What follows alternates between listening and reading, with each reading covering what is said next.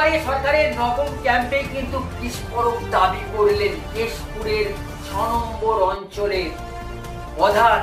তিনি বলছেন আমাদের অঞ্চলে বাল্য বিবাহ প্রতিরোধ করতে হবে, বাল্য বিবাহ বেড়েই চলছে।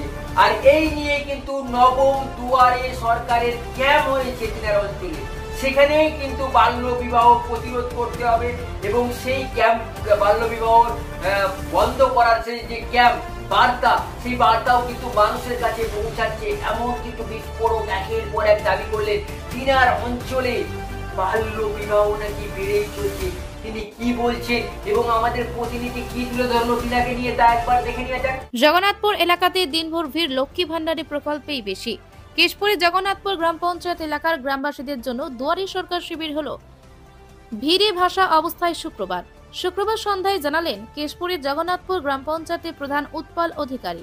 শুক্রবার সকাল থেকে জগন্নাথপুর এলাকাতে দুয়ারে সরকার শিবিরে কয়েক হাজার মানুষ উপস্থিত হয়েছিলেন বিভিন্ন সরকারি পরিষেবা নেওয়ার জন্য।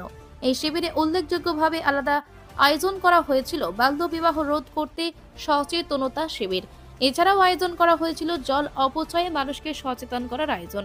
স্থানীয় গ্রাম পঞ্চায়েত প্রধান উৎপল অধিকারী জানিয়েছেন, সারা দিন বহু মানুষ ভিড় করেছিলেন এই এলাকাতে।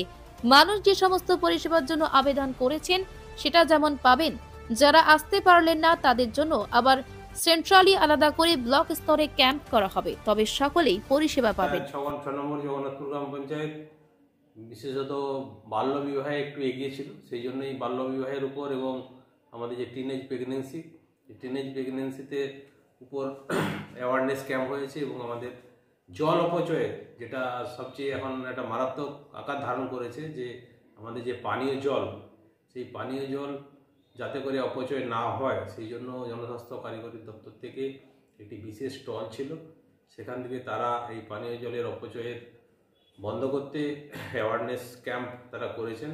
এবং তাছাড়াও আমাদের যে সরকারের কন্যাশ্রী ক্লাবের পক্ষ থেকে মেয়েরা ছিল, মোটামুটি সরকারের 37টি প্রকল্পের পরিষেবা এখান থেকে মানুষের ভিড়টা চোখে পড়ার মতো। যথেষ্ট মানুষ এই দুয়ারে সরকারের ক্যাম্পে অংশগ্রহণ করেছে এবং কি চাহিদা নিয়ে আসছে? চাহিদা ছিল বিশেষত কৃষক বন্ধু, মৎস্য ক্রেডিট কার্ড, ঐক্যশ্রী, তারপর আমাদের বিধবা লক্ষ্মীর ভাণ্ডার এবং বিধবা ভাতা, বার্ধক্য ভাতা, এসব বিষয়ে। ইলেকট্রিকেরও কিছু মানুষ দেখলাম ক্যাম্পে ভিড় ছিল, নতুন কানেকশন এবং যাদের বকেয়া ছিল ছাড় রফা করে তারা কিছুটা পরিশোধ। যারা এই ক্যাম্পে আসতে পারেনি, হয়তো কাজের সুবাদে গ্রামের মানুষেরা, তাদের জন্য কি ভাবছেন যে ক্যাম্পে আসতে পুনরায় কি আবার ক্যাম্প হতে পারে? তারা সেন্ট্রালি ব্লকে একটা ক্যাম্প হবে, ঠিক আছে। তাছাড়া আমাদের জিপি ছাড়াও পাশের জিপিতে যে দুয়ারে সরকার প্রকল্পগুলি হচ্ছে, ওনারা সেখানে গিয়েও আবেদন করতে পারেন। ওতেই আমরা সাব ক্যাম্প ছিল, সেখানেও মানুষ তারা গেছে, তাদের যে সমস্ত দাবি দেওয়া ছিল সেগুলো পূরণের লক্ষ্যে তারা। আধিকারিক এসেছিল আজকে? হ্যাঁ, বিডিও সাহেব ছিলেন, কেশপুর ব্লকের জয়েন্ট বিডিও সাহেব ছিলেন, ওনারা এসেছিলেন।